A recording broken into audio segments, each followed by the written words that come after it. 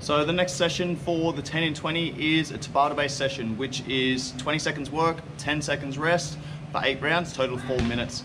All right, so I'm looking at 2 blocks here. The first block is going to be squat jumps and row. Now you can adjust these exercises to suit you, whatever you have available.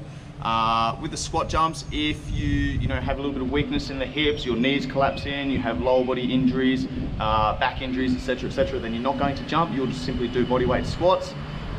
If you can jump, you have no issues there. We want to make it a little bit more of a metabolic conditioning style session. So we're looking at squat jumps to keep the heart rate nice and high, keep the respiratory rate high. I'm going to do 20 seconds worth of squat jumps, 10 seconds rest, and then I'm going to go into 20 seconds of bent over rows, followed by 10 seconds rest, back to squat jumps, back to bent over rows. All right, so I want to, again, focus on a little bit more of a conditioning aspect. So I'm going to keep the heart rate high, respiratory rate high, by making sure that I choose a variation that's going to get me somewhere between 10 and 20 reps within a 20-second time frame. All right, let's have a look. So I'm going to start the timer, 3, 2, 1, squat jumps.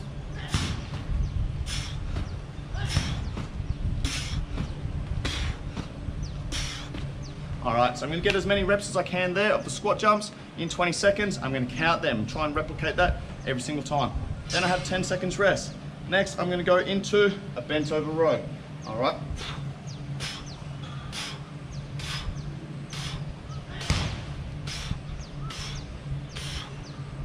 Again, 20 seconds work, as many reps as I can get into 10 seconds rest. Then I'm going to go back into squat jumps. All right. With the bent over row, very important that we hinge at the hips, load through the posterior chain. Okay, I want to make it a horizontal row, so I want to get my chest or my torso parallel to the ground. Okay, I want to think about my posture as well. Chest through, shoulders back. From here, I'm pulling through the back, squeezing the elbows, punching the elbows back, squeezing the shoulder blades together. Okay, full range of movement. I'm taking my wrists all the way up to my ribs, back down, controlling that movement. Again, get as many reps as I can. If you don't have kettlebells, you can use dumbbells.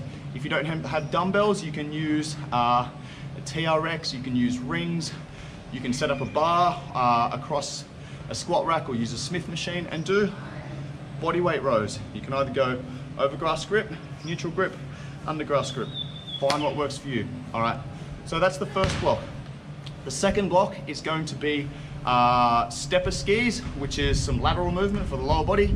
Then I'm going to go into push-ups. Now again, choose a variation that's going to be challenging but achievable, somewhere between that 10 to 20 rep range, so we can keep our quality high and keep our intensity high without burning out. We want to make this conditioning rather than a strength-based session. All right, so again, between these blocks, I'm going to have around about 2 to 3 minutes rest, set up the next station, practice a couple of warm-up reps, and then get started. Same again. So 20 seconds work on my stepper skis, 10 seconds rest, then 20 seconds work on my push-ups. Now choose a push-up variation that's going to allow you to hit full range. There's no point doing half push-ups. We're weakest in the bottom part of the movement. All right, so there's no point doing half push-ups. We're better off touching the chest to the ground or whatever we're doing. I'm going to show you a couple of variations of that. All right, so first thing I'm going to do though is set up my step. I can use plates or I can use an aerobic step. All right, if you want a little bit more of a challenge, you can add some more height as well. All right, so timer's going to start. 3, 2, 1.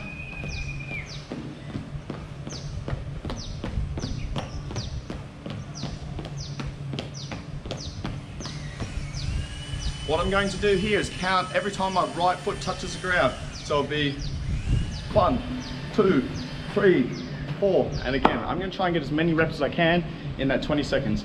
Then I'm going to have 10 seconds rest. In that 10 seconds rest, I'm going to get myself set up for my push-ups. All right. A couple of different options for the push-ups here. Again, full range of movement, wrist to shoulders, or vice versa. So, advanced option is full body push-ups. Nice straight line, ankles through the shoulders, keep that midline nice and tight.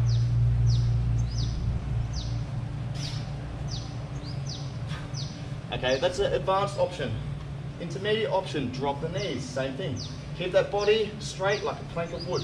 Lower, raise, lower, raise. Do whatever you want with your feet. You can interlock them, you can keep them down, have them up. doesn't really matter. Now, if you can't do full range of movement push-ups there, where your chest touches ground whilst maintaining midline stability, then simply elevate your hands. Okay, I can use some plates like this, put my hands on either side, knees on the ground.